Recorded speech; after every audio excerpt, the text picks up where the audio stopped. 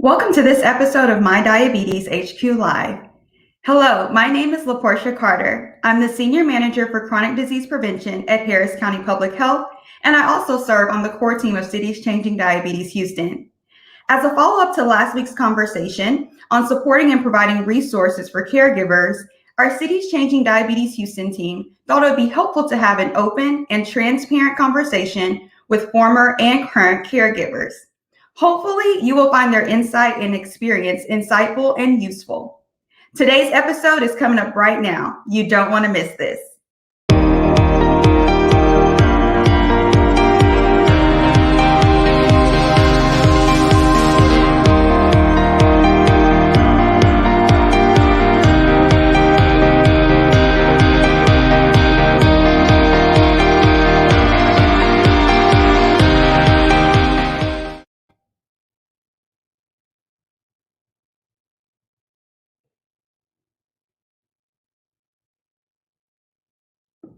This weekly broadcast is developed and produced by Cities Changing Diabetes volunteers in Houston and Philadelphia.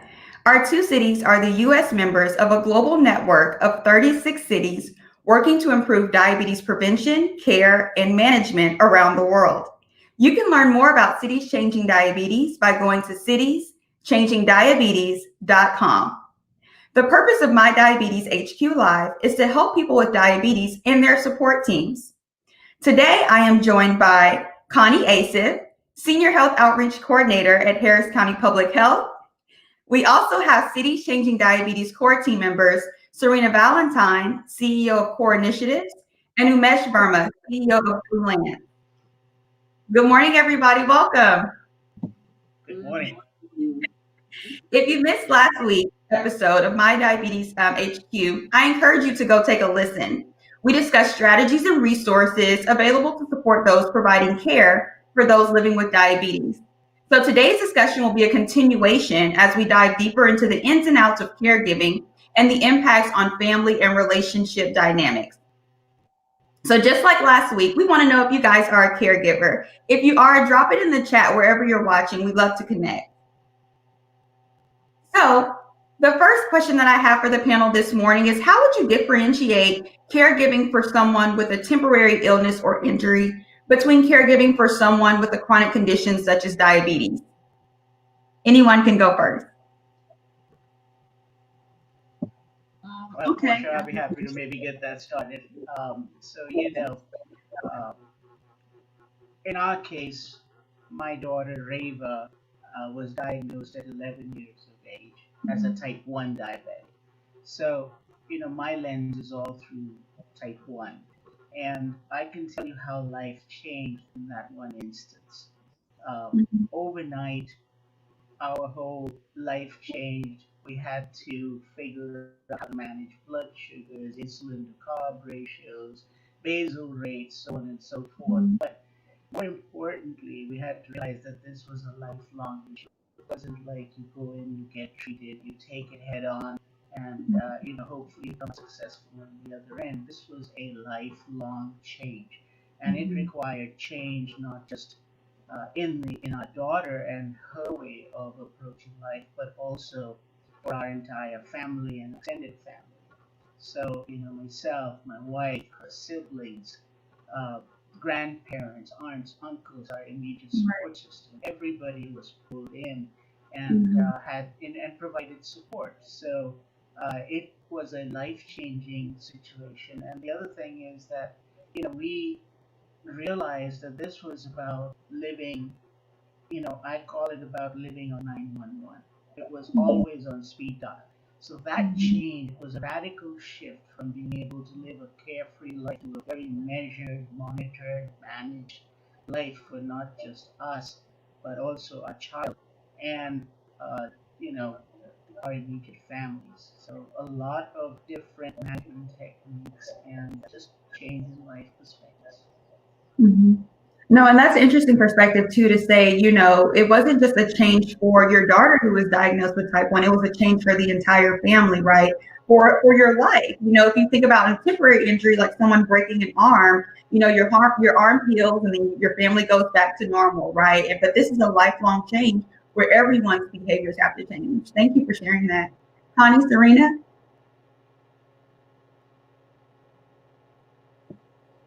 Sorry, my mute button was stuck. No, but I would say with the difference, I would say would kind of be the emotional aspect. With a temporary injury, there's hope for to change back to normal. In a lot of cases for a temporary injury. For a serious chronic condition, it's like, no, my life is changing forever.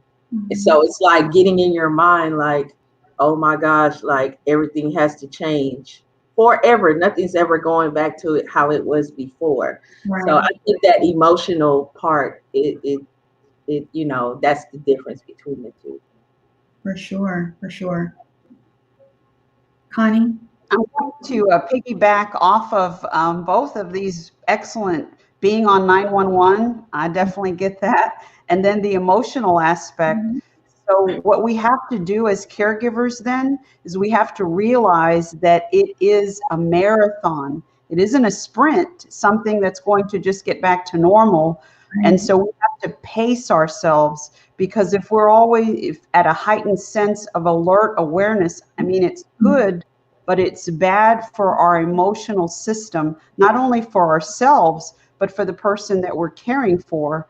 If I'm always on high alert, I'm going to be impatient with my father, who had the type 2 diabetes, and the communication and the disrespect and all these other things will creep in that I have no intention of creeping in. I love it and I want the best, but I'm taxed because I'm always on high alert. And so we have to find that balance for ourselves as caregivers. For sure. No, thank you guys so much. And I love that it's a marathon and not a sprint.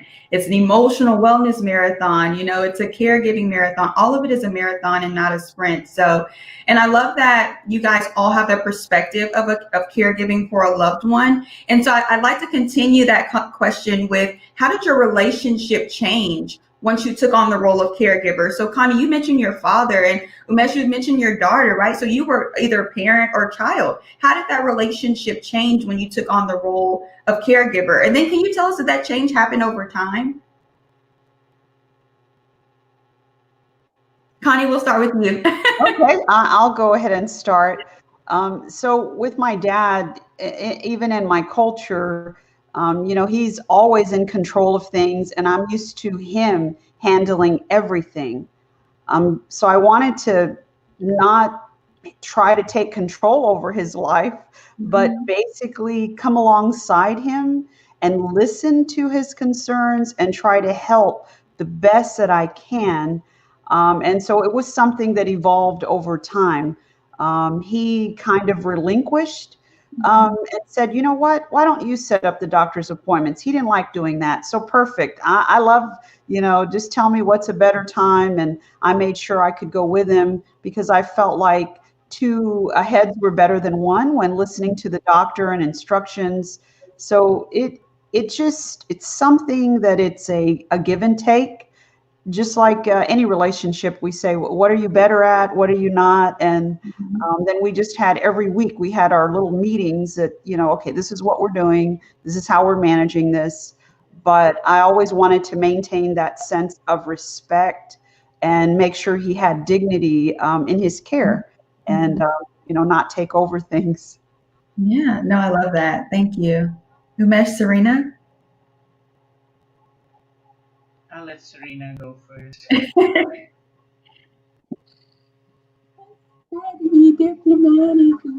Okay. So,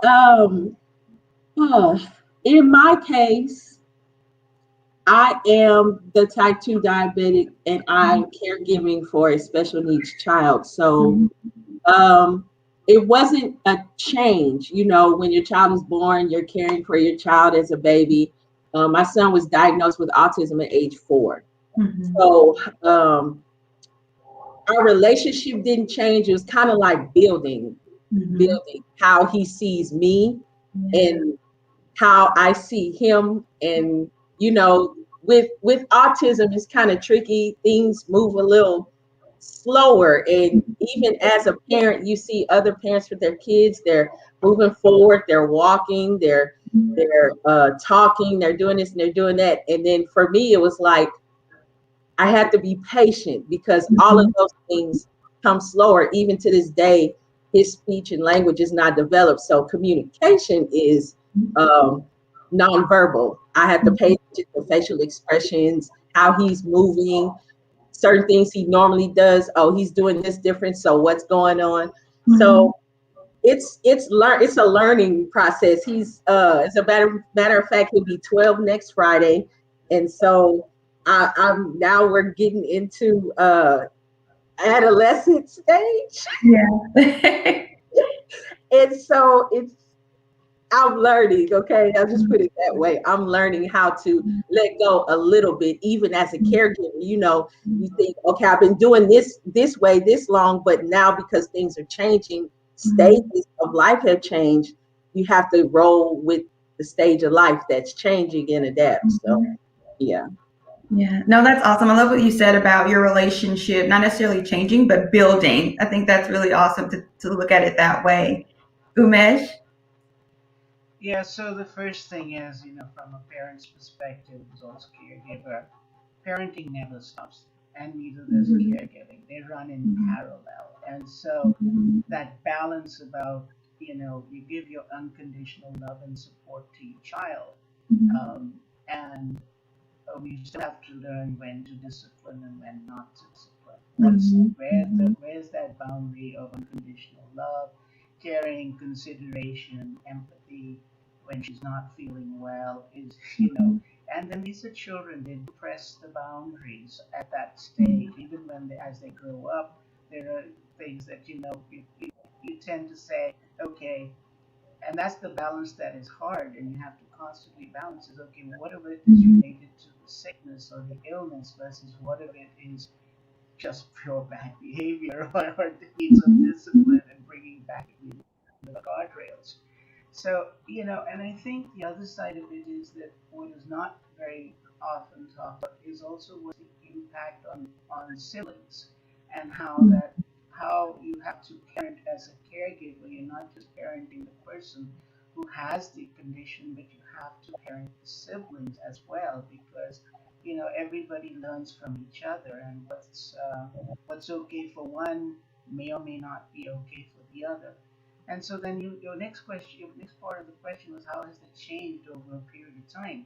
In our case, as the child, is a longitudinal change, right? I mean, she was 11 years old, she was in middle school, then just entering middle school, then all the issues with growing up and hormones, and then high school, going to prom, dealing with kids who, they don't necessarily mean but there is the bullying aspect with needles and being called vampires, and those kind of things. How do you sit down with your child and have that conversation? How do you sit down with the school and have that conversation? How do you grow? How do you grow back? And how do you grow that trust?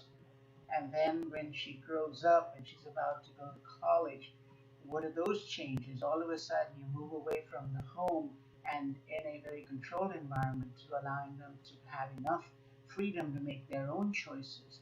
And yet, there's that balance. And then when they get out of school and they're going into the workforce, now it's a different issue because now they're independent, they're making their own income, they're not relying on you for income.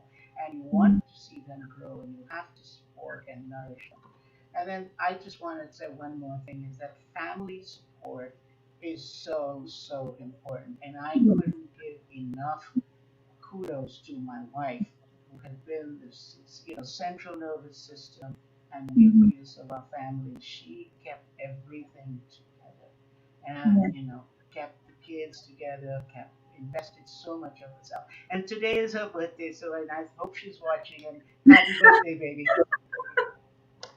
Yay! Happy birthday, Mrs. Verma. We hope that got Umesh all the brownie points.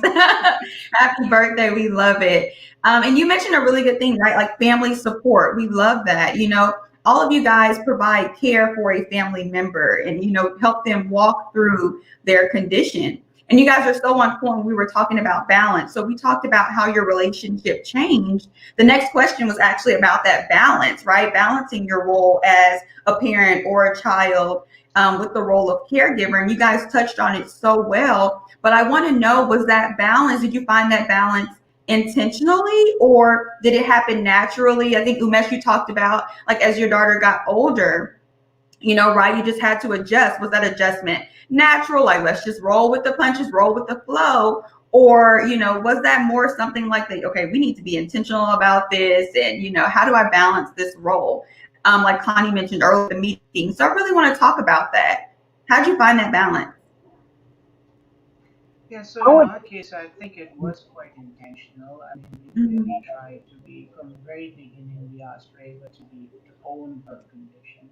And I don't like calling diabetes a disease, but then we can maybe talk about diabetes if we have time. But, we wanted her to own her condition and be confident. And we were intentional in the way of trying. We had 3 daughters, and we always have said we need to have them be strong, independent, well-educated young women. And so they should be capable of critical thinking and individualized thought. And so we just need to, so it was intentional about the parenting aspect. But also there was a lot of learning that needed to happen. So, be able to rely and lean on fact and not fiction. So the question is, how do you do that? So in our case, we got very involved with the American Diabetes Association, so that we had real, true, valid, certified information, and we could lean on that, and therefore we could also have Reva understand that we were not just talking without a base or a platform, and that we were bringing her along. Awesome. And if you guys don't remember from last week's episode, Umesh is a part of that dynamic duo that Reva was on the show last week, his daughter, and talked about how they became like a dynamic duo kind of together, working together, as she walked through type 1 diabetes, and how he was there, to support and seek out the necessary information. And so that's what Umesh was just talking about, like finding that balance intentionally and getting involved with organizations that could help them. That was awesome. Connie and Serena, what about you guys? I think the education component is very important. Even my husband helped me tremendously with caring for my dad when I couldn't take him to appointments. And even my own husband, he had said before we really got educated through the American Diabetes Foundation or Diabetes Association, he himself said, I didn't know you could die from diabetes. I didn't know there was not a cure for diabetes. I mean, there's even at some ends and some families, they don't understand that we have to, when we get together, we can't have all this carbohydrates and sugars and things. And then as far as that balance goes, I myself had to put in place like an alternate caregiver when my husband and I needed to get away for ourselves. Because I think you can spend too much time with that person. You need to get away. They need a break from you. And, it worked out. My sister stepped right up. And of course, we had to go through medications and everything. And you know what? I think absence makes the heart grow fonder. Dad missed me. I missed him. And my sister said, all he kept talking about was, Connie doesn't do it like this. Connie does it like this. And so, but when I'm with him, he would sometimes complain. So, it was great that I got to find out, hey, he really likes me helping. I'm doing the right thing. That's so awesome. Okay, so I do want to talk to you guys too about communication, because I assume that to have a successful relationship between a caregiver and their loved one, it's built on that effective communication. So from each one of your experiences, can you share tips that have helped you build that healthy and effective communication? Serena, we'll start with you. Okay. In my special case, the communication kind of changed off and on. I had like 2 tiers of caregiving. I care for my son, but when I lost my vision for 9 months, my mom had to help me and him. And then also with my son, I was used to communicating with him with eye contact. When that happened, when I lost my vision, that became kind of difficult at that time. And it was kind of like adjusting. And actually, he kind of helped me out a little bit himself. Sometimes he would lead me around, It's like he kind of paid attention to what was going on and he kind of helped me. So I don't know, it's kind of like I help him, he helped me. Did somebody have to help me help him? And so those dynamics change, especially dealing with diabetes. And if the caregiver has diabetes, that person also has to care for themselves. But it's just like, the tears, like the last topic we just talked, y'all were just talking about family support. Family support is so important because if you don't have it, it's kind of difficult to make it through going through any kind of illness at all. So yeah, that's No. how our communication had been, because his is limited. So Yeah.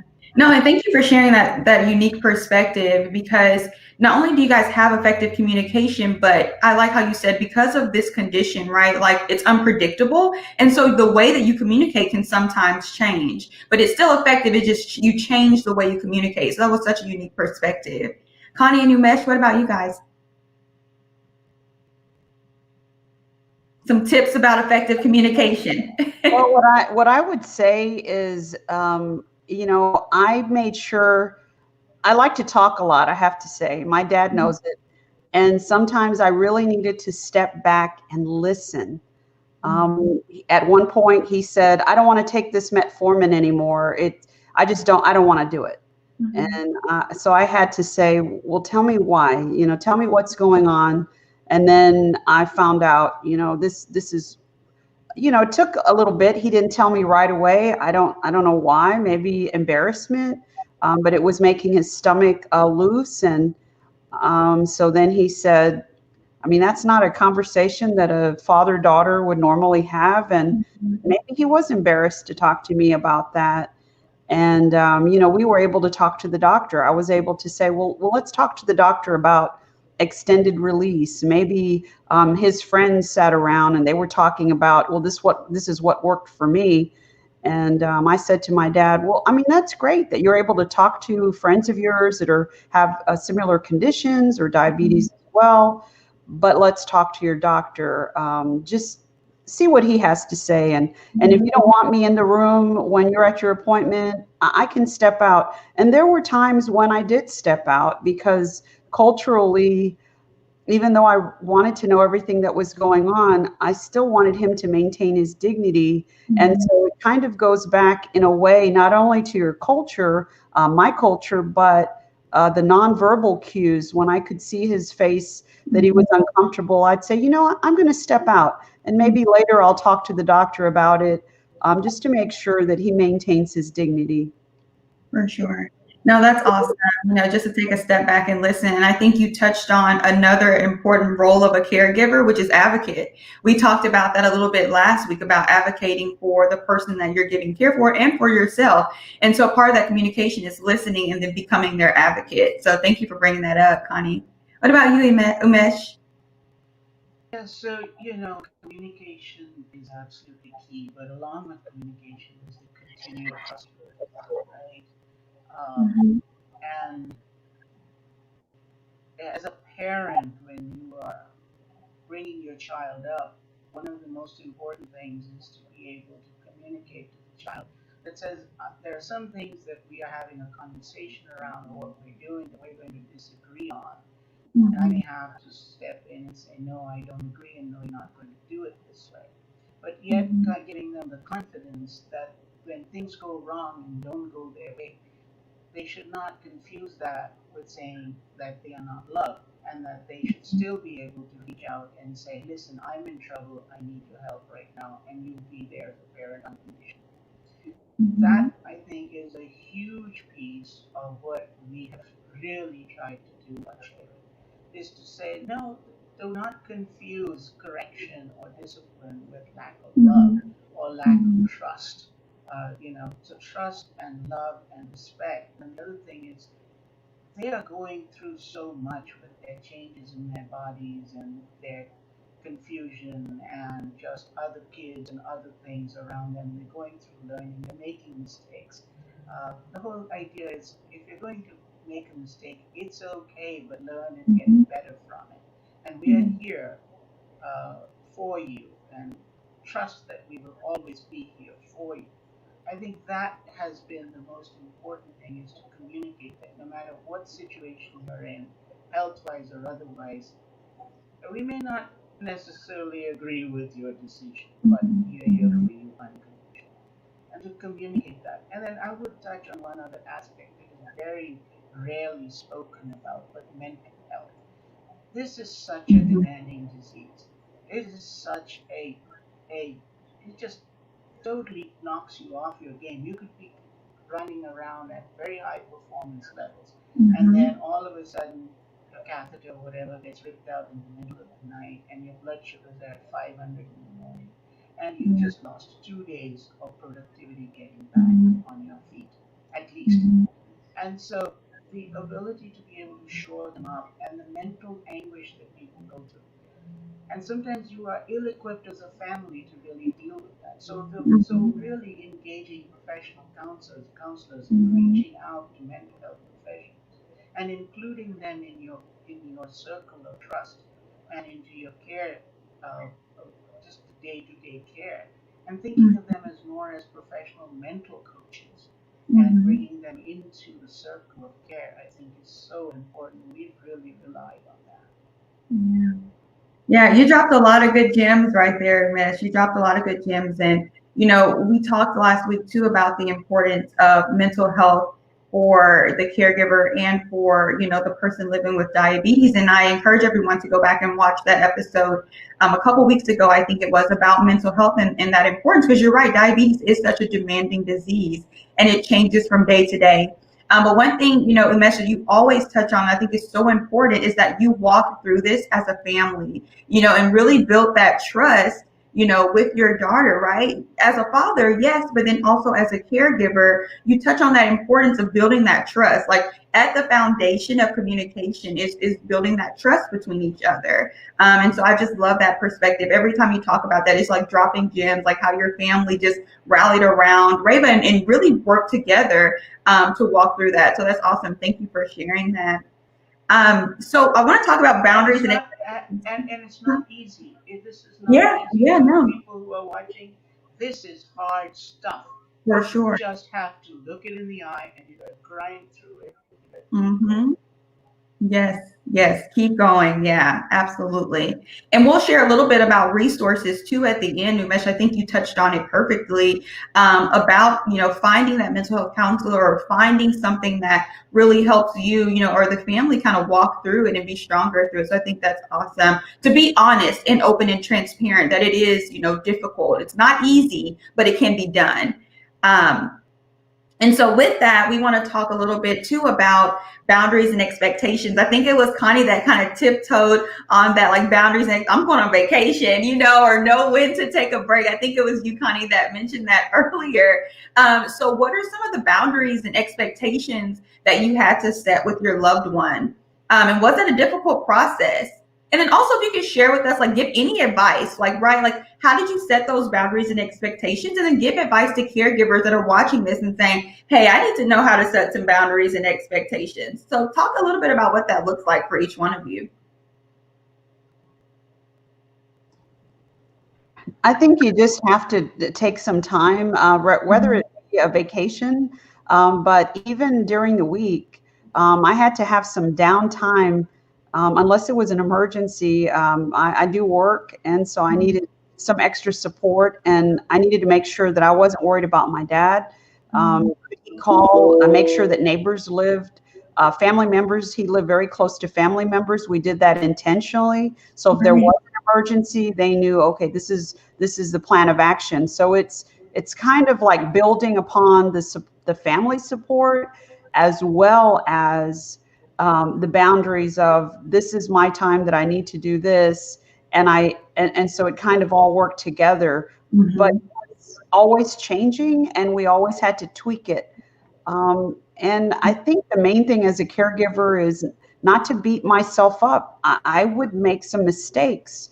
And sometimes I had to apologize and say, you know, Dad, I didn't listen, or I don't think that we did this the best for you or for me.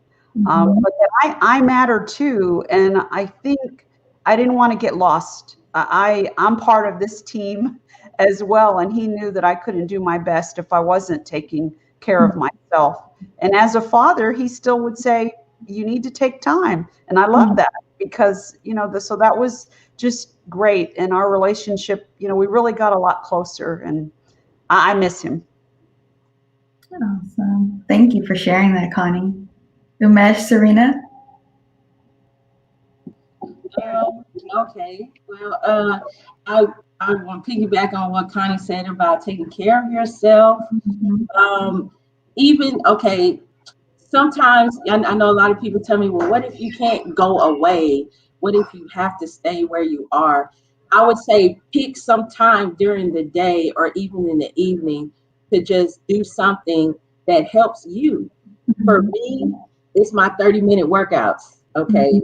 Like I've gotten myself addicted to workouts now because it also helps my own health, my blood sugar and all of that stuff. So it relieves my stress. By the time I'm done working out, I'm thinking about how my muscles hurt and not how maybe my son kind of agitated me earlier that day or by something he did or something he didn't want to do that I wanted him to do, you know. So I take that 30 minutes every day. It sounds so small and minute, 30 minutes out of 24 hours, but that 30 minutes does a whole lot for me, a whole lot. So I would just say take some time to, even if it's a few minutes, to do something for yourself and something healthy, please. Healthy. Help you, you know, not hurt you, you know. So that's what I would say. Take some time. Awesome. Umesh? I think a lot of great stuff has already been said, and you know, Connie and Serena have said all the good things. You know, boundaries, the setting boundaries though keeps changing as you go and as your child gets older, as I think we talked about earlier.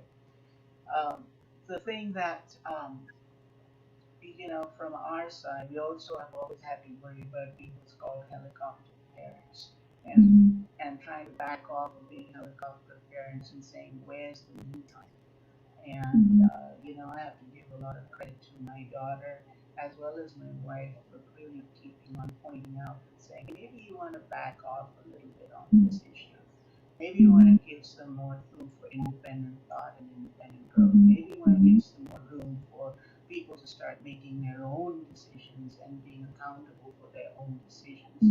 And so that boundary setting and the me time, the ability to kind of step back and not get totally all consumed in caregiving, but also being able to focus in on your business or your work and make sure you still have to earn a livelihood to keep everything going is so important. And also your own mental health, staying focused and competitive.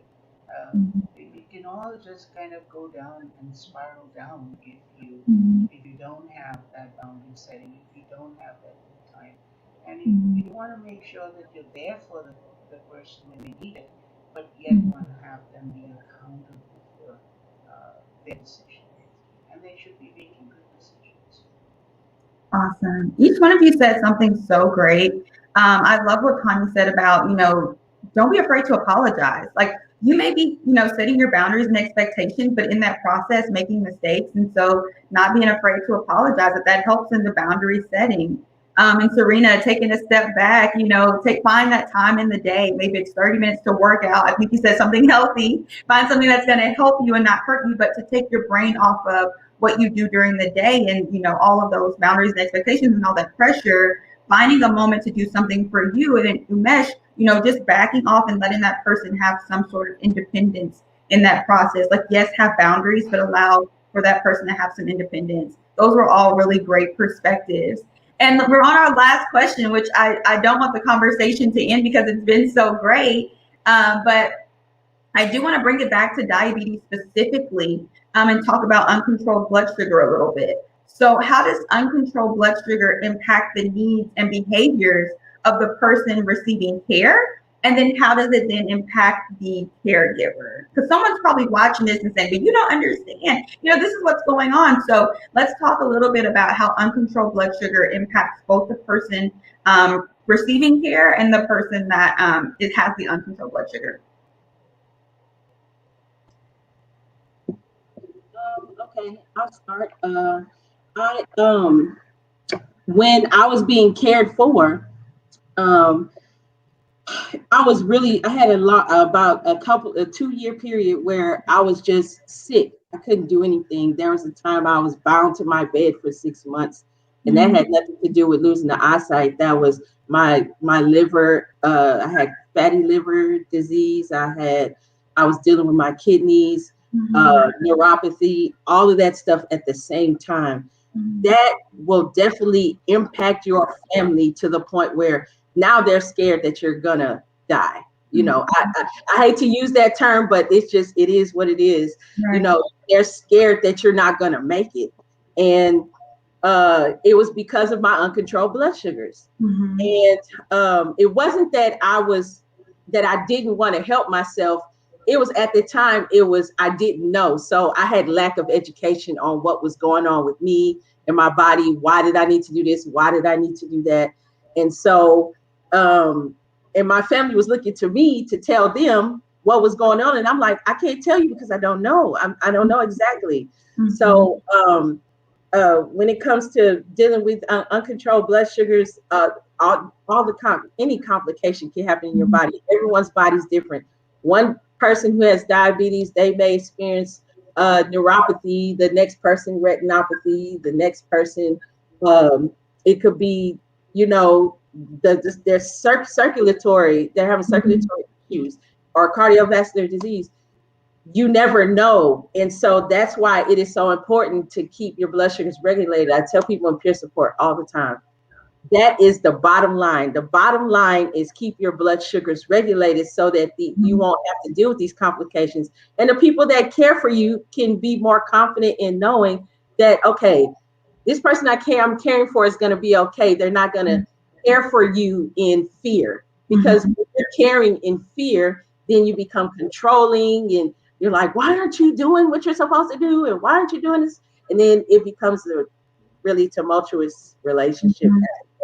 So it kind of puts the caregiver at ease if you can learn in some kind of way how to regulate your blood sugars and keep them, regulated.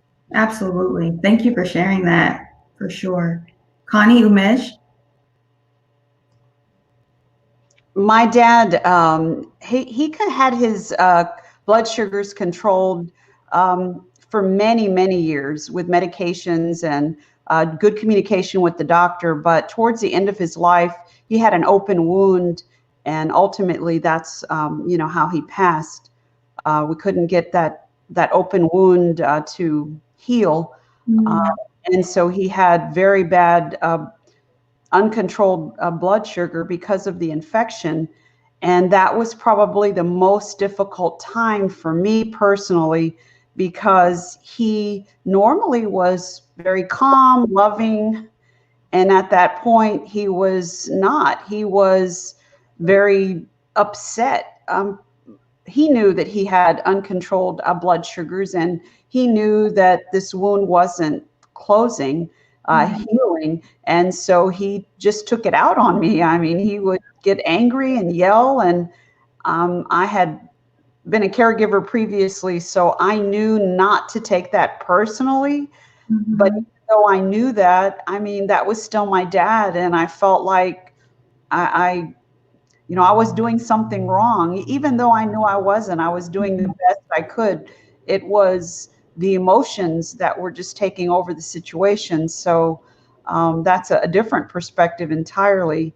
But, to know that I did the best, that I could, and that I knew that these uncontrolled blood sugars, and ultimately, like I said, being so ill like that, it was difficult. So education, like I said, is key, and also a support group for the caregiver. Other people are experiencing similar situations, so it's very important. But for the most part, I'm really glad not to look at the very end, but to think of the whole lifetime of when he had this illness. He was able to maintain those blood sugars very well because we had a very good doctor that was able to speak to him in Spanish and help him understand, and just live a healthy life, still eating the foods that he liked to eat and that I knew he liked to cheat on sometimes. Awesome. Thank you for sharing. Umesh?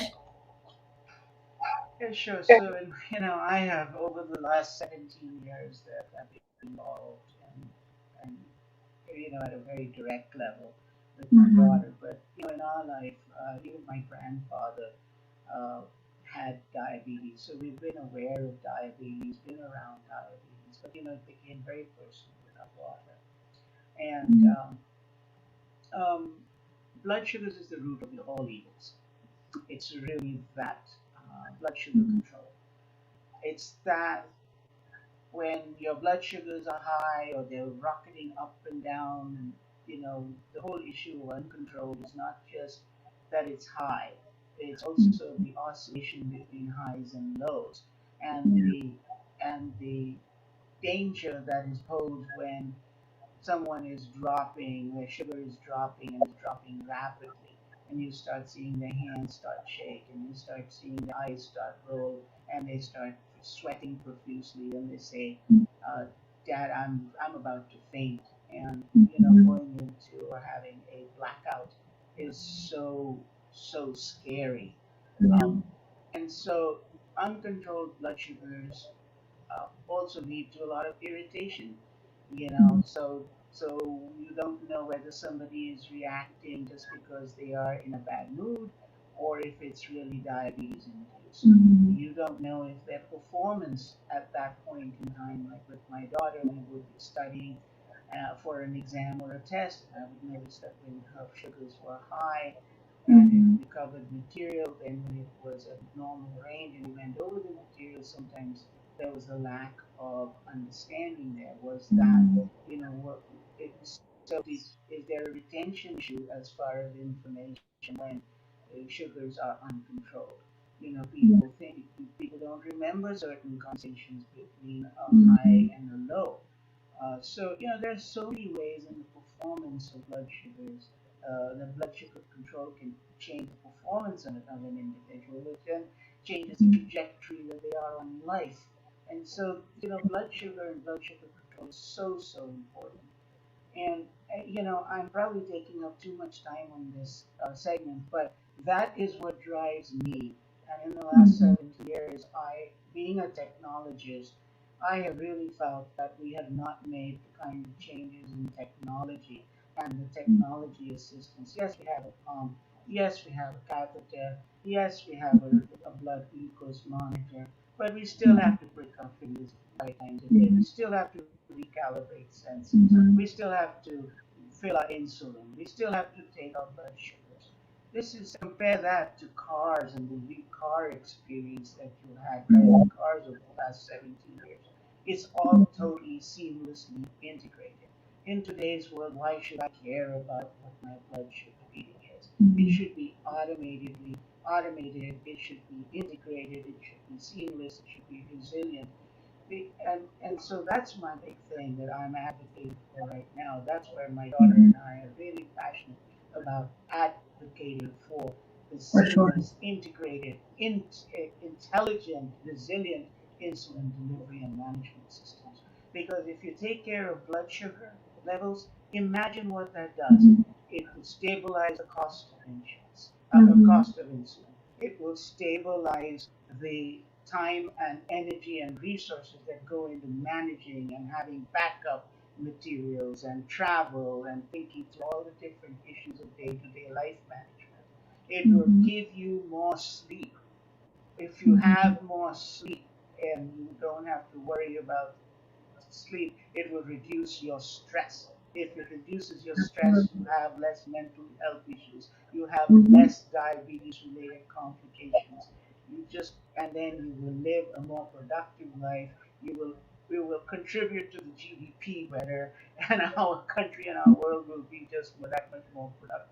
So, For blood sure. sugar control, the seamless, integrated, intelligent, resilient insulin delivery management is so key going forward. Perfect. No, and I totally agree. And thank you for that, Umesh. And thank all three of you, honestly, for answering that question, being so open and honest and vulnerable with that question. And I really appreciate that. And we talked a little bit last week about resources for caregivers. And I would be remiss if I didn't put this back up. If you want to take a class or learn more about caregiving or being empowered as a caregiver, check out Powerful Tools for Caregiving. It's Powerful Tools for Caregivers.org. And so we'll put that in the chat, but definitely wanted to let you guys know there's a resource for, if you're a caregiver and looking for those tools to empower yourself as a caregiver and to walk through this process as a caregiver, there's tools out there. And so we definitely want to share that resource with you.